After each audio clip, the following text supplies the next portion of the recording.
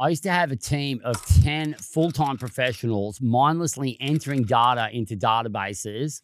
And even with that many people hired, we still could not keep up with the demand. There simply weren't enough hours in the day, and there wasn't any more budget to invest in that. We're already investing 1,000% of what anyone else I knew in the industry had. So we were leaking opportunities absolutely everywhere. My name's Mark Kentwell, and I've built 2 8-figure businesses, as well as being a serial investor in early stage ventures in property technology. And now I advise a portfolio that I'm also invested in of 120 million of private equity. So I get to see a fair bit about what's going on across a lot of different industries. And one of the biggest changes that's happening across all industries across the planet right now is AI. I think we're in the age of AI and personal brands. And today I'm going to focus on AI. I'm going to show you how I've eliminated at least 10 roles from my business already, raised the service proposition dramatically for customers and clients, and built out a roadmap that's going to help us build into the future. I'm happy to share this with you guys. This applies to all types of businesses, whether you're an employee of someone else's, whether you're thinking about going out on your own, or whether you're in your own company. I'm going to show you how to use AI to give you 100x arbitrage on whatever you're trying to achieve. But the important stages of how to do it so you don't blow yourself up and damage your brand and reputation in the process. So let me tell you first about the trap that I was in. I came from an engineering background, so I'm an operating systems guy. I came into the real estate business and I was blown away with how unsophisticated the whole process was. Literally using handwritten books, taking things on the run in cars, not documenting, not putting things in CRMs. And as I went to different agencies around Australasia, Asia, Europe, and the States in my research, I found it was quite similar. I just couldn't believe how much friction there was in the customer journey. And I couldn't believe how loose people were about the data that they retained, let alone the skills practices for every single role across the business. Before I was in the engineering sector, I actually worked at McDonald's restaurants where they could train 15-year-olds to run global organizations. And that helped me a lot when I went into the mining sector for trades and engineering, where again, they had people that had come in basically as laborers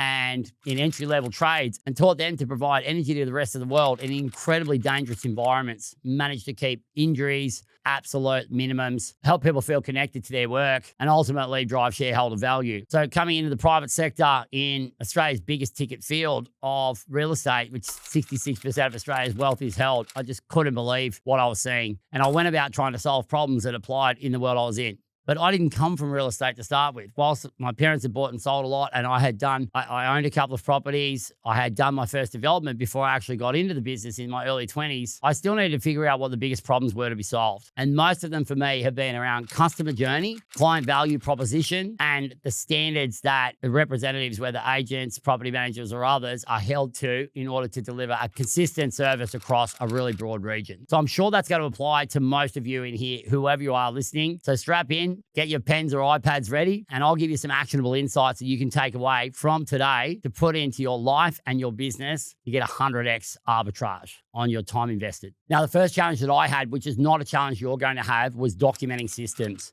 I'm a high context guy, and I like to talk about all of the inputs and outputs and how you counterbalance things to keep them safe, how you keep them consistent. But what was really hard was documenting that. And I'd find that because I was also out selling and recruiting and giving development advisory and doing as much marketing as I could at the time, it was pretty hard for me to slow down and document things. I ended up meeting an excellent system specialist, and I used to meet with her about 4 hours a week, and she would pull the IP out of my brain. That would then get documented with really early stage transcribers. She was also a very fast typist and could do shorthand, but that really still meant that after I gave 4 hours of my IP, there was anywhere from 8 to 12 hours of work to do after that. And that was all a pretty good hourly rates, like in the hundreds of dollars we're talking about, which was still good value at the time. You guys don't need to worry about that now. If you want to document your own systems, I'm going to show you how to do this right in this episode. But let me start with a real world example that all of you will benefit from straight away. Researching a client or a potential team member you're about to recruit. So if you're going to meet with a potential customer, potential client, or a potential team member that you're going to recruit, we all know that it's good to do some research prior. Now, the way we used to do that was jump on LinkedIn, see what you can find out about them there. If you can grab some other social handles of them or some Google research, you might get a little bit more. Then you might figure out where they used to work and see if you know anyone at those places. You'd be ringing around trying to get hold of people, seeing what you can find out without the information getting back to them. Even if you just went on a desktop level, you are talking about hours, literally hours of work.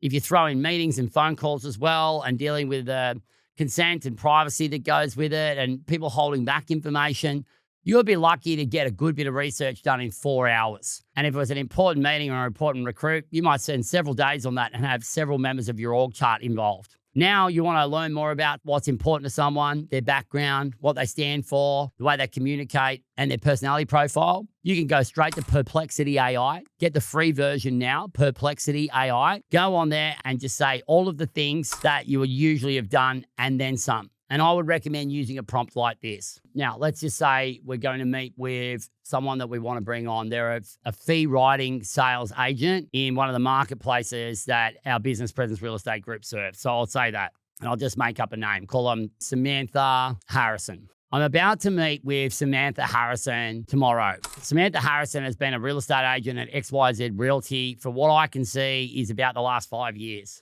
I believe Samantha might have come from another part of Australia, maybe up around Queensland. I couldn't really tell because her social profiles don't give away much.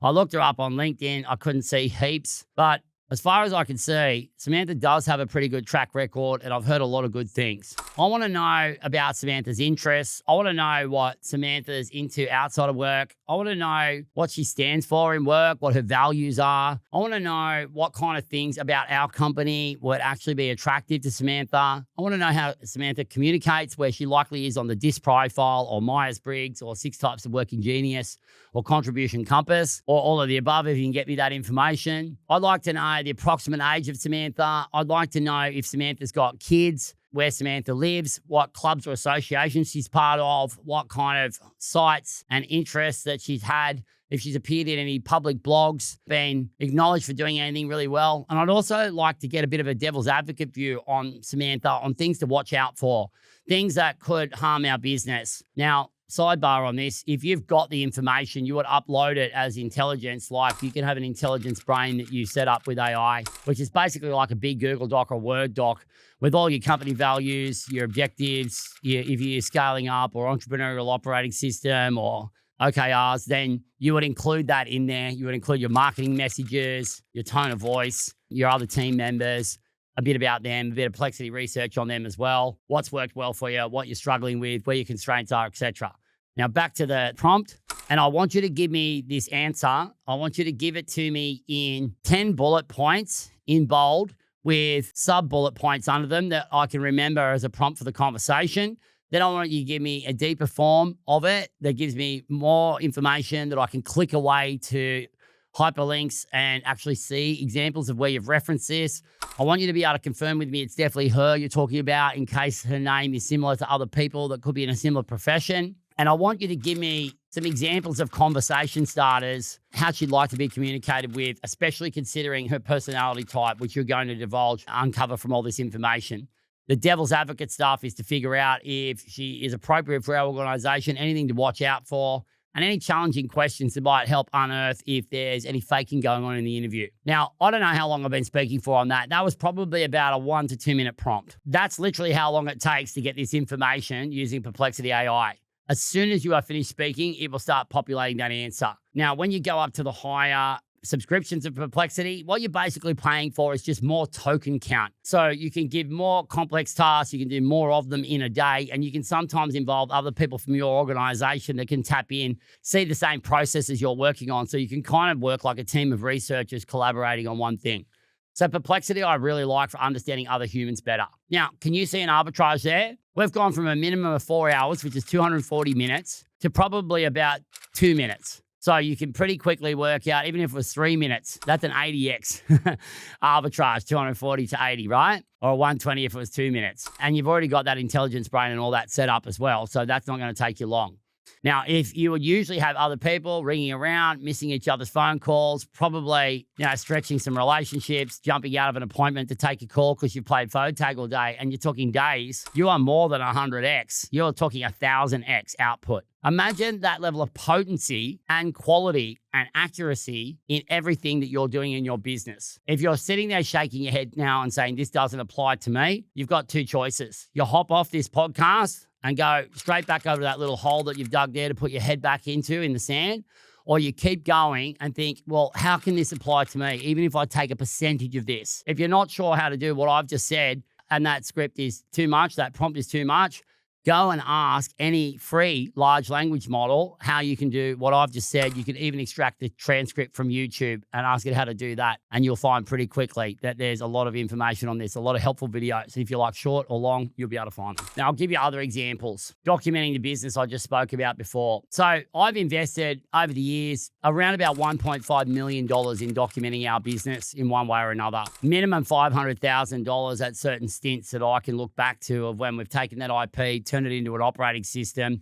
upload it into procedure software, and that's without the training that goes with it. That process now, I walk around with a voice note on my phone. I can mind map or put it on a whiteboard in front of me. I can start with the simple steps that we have for our most critical jobs. And I recommend getting a book called Systemology and Systems Champion by David Jennings, who I'll have him on Flow Zone soon. He's a guy that will show you how to start with your most important systems, to work inside your business to have a systems champion, and then to use AI procedures to help with this stuff. I'm giving you the fast start guide here, but if you want to go deeper on this, that's definitely a place to go. So let's just say it's a new inquiry for a customer of your recruitment business, right? And we're talking about a client that would actually want to hire someone. So usually they do some research online and they might get referred to you, and they'll either call your mobile number or they'll come in through the website as the front door or the phone as the front door. You've got to figure out how you're going to triage that inquiry, how long you're going to take to do it, then what sort of discovery process is going to happen, and then what kind of meeting process is going to happen after that, and then how you're going to provide a proposal that meets their needs, and how you're going to go about winning, onboarding the client, and then fulfilling the client. Now, you might just do the front end of that. Previously, you would be getting in consultants. Those consultants would be like business coaches or experts that have done this before. They'd be charging in the hundreds of dollars per hour usually. There'd be a lot of your time in talking to them. They'd be interpreting that information in their own way. They'd be active listening back to you and summarizing that. They'd put a document to you about what they can do for you. And at the bottom of it, there'd be a charge of somewhere between 10 grand and 50 grand, depending on how much work you were going to do. Then they would go away, they'd interview your staff, and for weeks, they would be doing this work. Then they'd come back with a series of iterations, which would take your time to review. Of course, you're not a system specialist. It's hard for you to know whether it's better or worse, whether you need to improve it or not, whether it's going to be actionable for your team. It'd be very hard to involve the whole team in the process, but the consultant may have done that. Then you get a series of Word documents or maybe an intranet or something like that that would become your policies and procedures that could be out of date within a few weeks if something changes in legislation or the landscape in your industry. Now, you can get the voice notes on your iPhone or Samsung. You can be talking into them because they transcribe. You could start by drawing it up on your whiteboard, the stages you've talked about. And what you can do is just talk about what you're doing now, all on the one voice note, and then what you'd like to improve it to if technology could take it there for you and the cost of doing the change could be done in a reasonable budget. And you can actually say what that budget is. You can actually just be explaining that I'd really like to be able to pick the phone up within 3 rings. And I'd really like someone who knows what they're doing to be able to talk to them within 5 minutes during business hours. After hours, you might have a different protocol, but it'd be great to even go further with that. But you start with a decent version of what you're already doing in best practice. It's just that you don't have consistency across your business. And I think this is where a lot of people fall down when they're documenting systems in AI. They try and go from where they are now to being the world's best service. And it's too big a jump and your people don't come on the journey with you, or it feels unrealistic, or you just don't even know how to action it. So just start by documenting what you're doing verbally, document what you'd like to be doing, and ask for tips and hacks on how you can take it to the next level in your next iteration once your first stage is done. Then you take that voice transcript. I personally like to use Claude by Anthropic. I would go into Claude and I would ask Claude, and you can do this on one of the cheaper models, but you're going to have to put your hands in your pocket and get some paid models to get access to more tokens, to get to keep more projects that you're working on in there. I would go into Claude, then I would take that voice note that copied the transcript straight out of my phone, put it into Claude and say, I want you to write me a co-work prompt, which is the new agentic side of Claude that actually gets work done, like finishes work for you, not just, and Claude's always been pretty good for publishing work, but I think this is another level. And I want you to write me up a set of procedures with an action guide of how we go from where we are today to implementing these in order of value and priority and speed. And then that prompt will be written by Claude. You take the prompt from Claude and you put it into Cowork. You then press the button and it will just start working for you. And you can literally go and start your next project, your next procedure, whatever that might be. Now, that's more than 100x arbitrage. And I am doing that in my business right now. I can tell you, we've already saved hundreds of thousands, probably millions in documenting the amount of operating system that I'm building out for presence, because we're scaling to 250 million enterprise value. We're probably going to end up selling or partnering with some sort of large financial institution or a big international commercial agency, or we might end up working with another tech ecosystem when we get to our BHAG. But that's 100 mil plus turnover, 25 mil EBIT. And I can tell you, this just wouldn't be possible without AI. So whatever your version of that is, have a think about it. The other one is the data entry that I told you about. We literally used to have 10 plus people entering data. And the type of data was when someone inquired, I've always kept with consent, customer data, when someone asks for a property to buy, if that one doesn't suit them, I know that 19 out of 20 people don't end up buying that criteria. So I think it's our obligation as a real estate group to be able to let them know of other things that come up that might suit them, only in the amount of notifications that they want. And people are really refreshed when they actually get service and someone asking them questions. But then that data's got to be entered somewhere, and it used to be fingers on keys to do it. On Saturdays, we had paper open house books, and that allowed people to engage more and write things down quickly and then capture it later and get it entered. They used to take a screenshot, send it through Slack to offshore, where we had VAs entering data, creating meaningful employment that people didn't want to do in Australia. But we did have some data entry onshore, but I can tell you it didn't end well. The amount of people that just came in the role and took it trying to get another role off the back of it, or even get another role in another business because they just wanted to get by for the time being.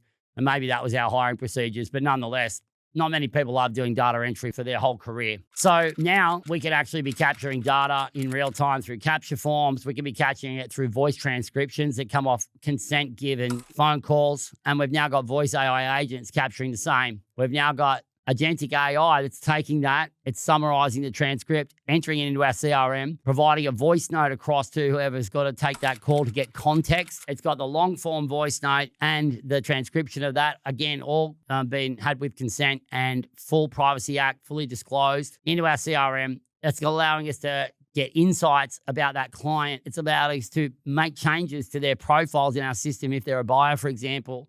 And it's allowing our agents to be able to promise to owners that they've got ready to go buyers that can sign a contract for a property within 24 hours in any area that we service, and can actually show them that evidence before they engage us. That's allowed us to put a promise in place of a performance fee guarantee that most of our competitors don't offer in writing. They sort of just negotiate every now and then. And an agent swap out guarantee that our clients are so happy with the agent that they're happy to stay with them. But if not, they can stay with the company and swap an agent. And the only questions we ask is what we can do better next time. And another agent's brought in as a collaborator or to take over the deal, because we're that confident of the service being aligned to what the owner wants. Triage, discovery calls, setting appointments. We know what's important because we've captured all that. And those people have now got more meaningful roles wherever they are, whether in our business or in other businesses. They're definitely not entering data anymore, and you don't have to have it either. So here's the framework for anything that you want to improve with AI. Firstly, what's the biggest, most important thing that you're going for right now? See if you can name it. And then try and name what's in the way of it. Name the constraint in hyper detail. When you document that on a big, long voice note, you can then go and put it in Claude, or if you like ChatGPT better, if you like Grok better, if you like Gemini better. I personally prefer Claude for this type of stuff. And then basically say to it, this is what I want to improve. What's the best way of me going about that, using the AI tools around me so I can get rapid results, my team can be connected to it, and we can take it in steps. It'll then help you with that. And then if you've got the subscription that allows for co-work or the agentic functions in the other AIs, basically get them to build it right out for you. Now, you can build it out with ChatGPT or Claude without having the agentic function. It just won't be as comprehensive and won't be as deep, but you'll definitely end up with a series of docs like Google Docs or Word docs. You can put infographics in there. And I recommend, if you want to use infographics, go to Google, and instead of using Nana Banana for beautiful pictures, go to NotebookLM, upload the transcript of your recording, find the infographics section, also upload the document that you've created with one of the other AIs and say, I want to turn this into a series of infographics with stages so everyone knows how to use it. So there's a framework for improving just about anything in your business. I'm going to share a bit of a contrarian truth with you here. AI can't improve what it can't see. So don't take too much of a jump straight up. Try and name what you're already doing first. then name what a bit better would look like, and then look for steps to take you to the next level. And you've got to communicate a lot more with your team about what you're doing on the way. The other thing is that don't wait for your industry or your IT provider or your franchise group or whatever business you're in to come and tell you what AIs you need to use. This is your job, and it's not just for founders. This is for every single person.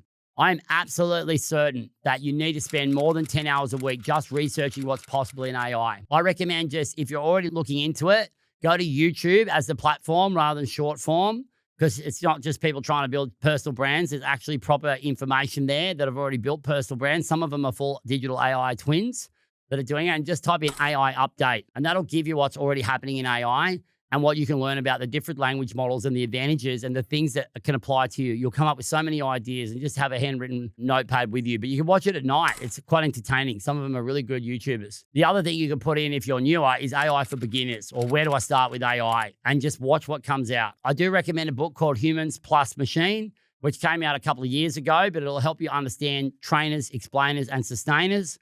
Trainers being the people who are training the AI in your organization. Explainers are the people who are helping your other people in the business, your customers, your clients, your collaborators in your business interact with the AI, why it's there and what's important about using it the right way and how you can give it feedback to improve. And sustainers are there to make sure it keeps doing the job and its intended use, that the job is the problem still to be solved, and that you can stop it from going rogue, like you've seen Terminator 2 Judgment Day kind of stuff happening. Guys, if you're worried about whether this is worth your time, just think about it like way back before cars came in. Now, this one might sound a bit gross, but there was actually a role called a shit shoveler back then. And it was people who used to shovel horse manure to keep it off where the horse and carts went, because it was a real big problem. And in New York, they actually had a whole city convention with all the who's who trying to figure out how we're going to dispose of all this manure so we can get more horse and carts into this growing city. Less than 10 years later, there's a photo of Times Square, not a single horse and cart to be seen. It is all cars, mostly probably Model T Fords. Now, you can either get world's best at shit shoveling, which is probably the exact role that you're doing right now. Even if it's a great role, don't think of it like a negative role. It's just that it could become obsolete soon if you don't adapt to what the new medium is. AI is helping us get there quicker, but it's speeding up our service proposition and allowing us to be more valuable.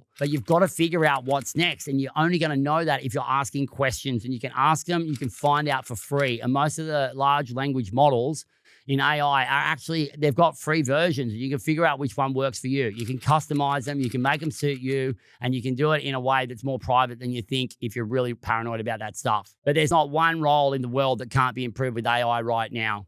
And what I'm going to encourage you to do here is put a question. If you're thinking your role doesn't apply, drop it in the comments. Or even better, drop something in the comments and say, what's one thing that you're doing right now that you know you could be doing better and you'd love to use AI for? Hope this has been of value for you. I'm Mark Kentwell. Thanks for watching Flow Zone.